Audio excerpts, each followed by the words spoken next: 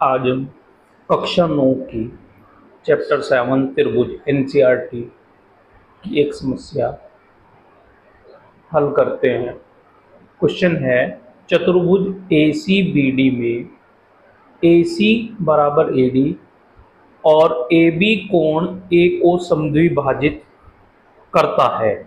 दर्शाइए कि त्रिभुज ABC सर्वांगसम होगा त्रिभुज ABD के। BC और BD के बारे में आप क्या कह सकते हैं? तो इस प्रश्न को करने के लिए सबसे पहले हमें एक चतुर्भुज बनाना पड़ेगा। चतुर्भुज ACBD, ये चतुर्भुज है AC और BD है ना, BD। अब अगर हम A से B को मिला दें तो उसने हमें जो दिया है वो क्या दिया है, AC बराबर AD, ये दिया है AC बराबर AD।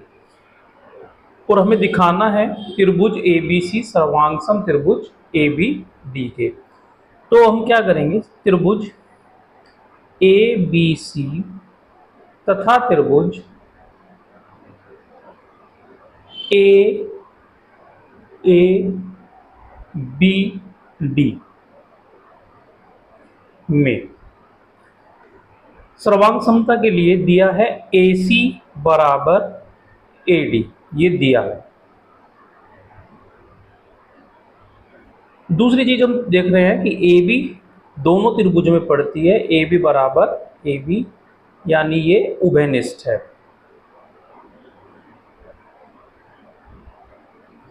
तीसरी चीज हमें दिया है कि AB कोण AB भुजा कोण A को समद्विभाजित करती है, यानी कि ये वाला कोण और ये वाला कोण बराबर होगा, यानी CAB कोण CAB बराबर कोण DAB।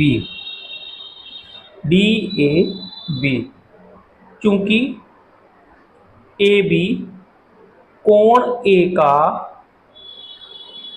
समद्विभाजक है, ऐसा उसने कहा है, समद्विभाजक। अब दो भुजाएं और एक कोण, यानी अर्थात दो भुजाएं SAS से त्रिभुज ABC सर्वांगसम त्रिभुज ABD। तथा एक क्वेश्चन इसने हमें और पुट अप किया है इसमें, ये कि BC और BD के बारे में आप क्या कह सकते हैं। तथा क्योंकि हमने प्रूफ कर दिया त्रिभुज ABC सर्वांगसम है त्रिभुज ABD के, तब इसके सारे अंग समान है, इसका मतलब BC बराबर होगा BD के। ये कह सकते हैं CP/CT से। ये क्वेश्चन आपका प्रूव होगा। इसी तरह का एक सेकंड क्वेश्चन है इसी एक्सरसाइज के सेकंड पार्ट में। सेकंड क्वेश्चन कि ABCD एक त्रिभुज है जिसमें AD बराबर BC और कोण DAB कोण CBA के बराबर दिया है। तब हमें तीन पार्ट सिद्ध करने हैं।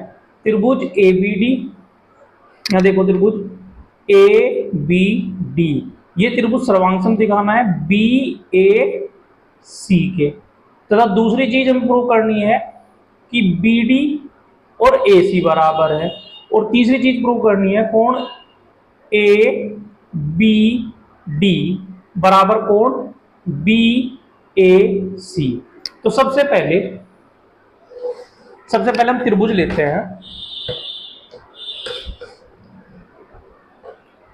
त्रिभुज ABD तथा त्रिभुज BAC में, आप चित्र में देखें, त्रिभुज ABD तथा त्रिभुज BAC में, ठीक है।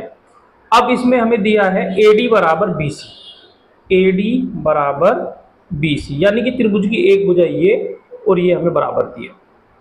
दूसरी चीज, ए बी दोनों में कॉमन है, ए बी बराबर ए बी, ये कैसी भुजा है?